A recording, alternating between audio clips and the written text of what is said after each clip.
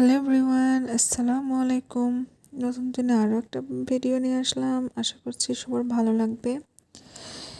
আর তোমরা কেমন আছো? আলহামদুলিল্লাহ আমি ভালো আছি তোমাদের দোয়ায়। তো এখানে দেখতে পাচ্ছেন আজকের ছোট্ট একটা ভিডিও। সকালে নাস্তা করার পরে আম্মু সব কিছু দুপুরের জন্য রান্নার প্রস্তুতি নিচ্ছে, তাই মনে করলাম একটা ছোট্ট ভিডিও করে নিই। তো এখানে দেখলেন অনেকগুলো ফ্রুটস, কলা আর কমলা খাওয়ার, মানে কলাটা একটু কাঁচা ছিল, কমলাটা বেশ মিষ্টি ছিল। আর এখানে গ্রাম থেকে আমাদের ওখানে জালসা হয়েছিল। আম্মু এখানে দেখে আমার ভাবি অনেক কিছু পাঠাইছে, সেগুলোই আপনাদের সাথে দেখানোর চেষ্টা করছি। যদি ভালো লেগে থাকে তাহলে একটা লাইক, কমেন্ট অ্যান্ড সাবস্ক্রাইব করতে ভুলবেন না। নতুনরা হলে তো অবশ্যই সাবস্ক্রাইব করবেন আর একটা কমেন্ট করে যাবেন। তো ভিডিও স্কিপ না করে পুরোটাই দেখতে থাকুন।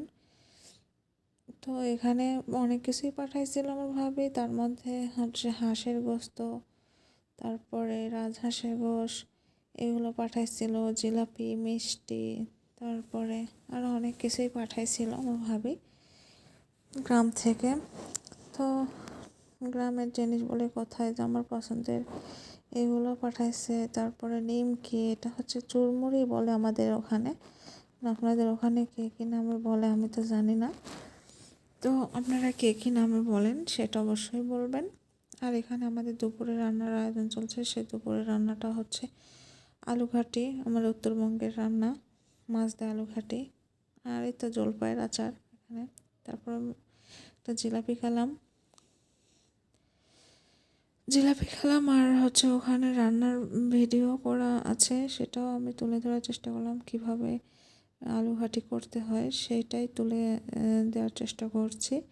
ভালো লাগে থাকলে আপনারা অবশ্যই বাসায় একদিন ট্রাই করে দেখবেন। আমাদের উত্তরবঙ্গের রান্নাটা খুব ফেমাস এটা। হ্যাঁ, উত্তরবঙ্গের কোনো লোকের এটা হচ্ছে মানে এই শীতে নতুন আলু দিয়ে এরকম আলু ঘাটি খায়নি, কম মানুষই আছে।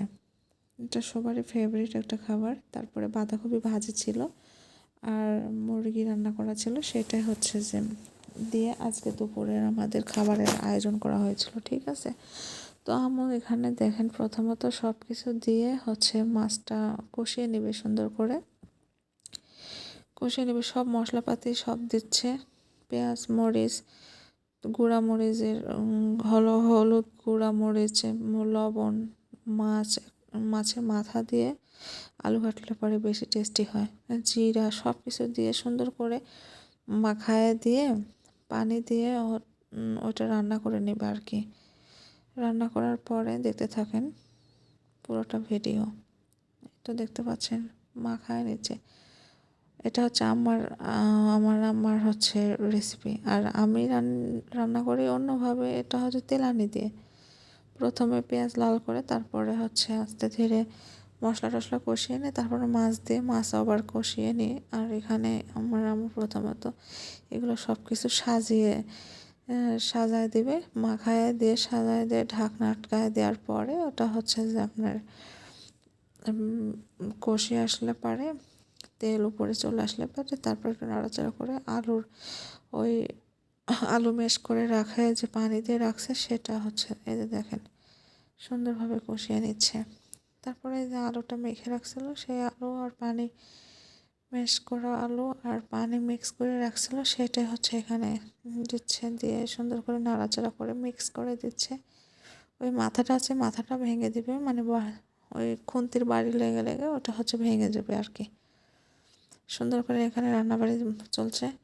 তারপরে বাঁধাকপি, মানে এগুলো খুব টেস্ট খাবার, শীতের মধ্যে যা রান্না করা হয় না খুব টেস্ট লাগে, শীতের মধ্যে একটু খায় আরাম।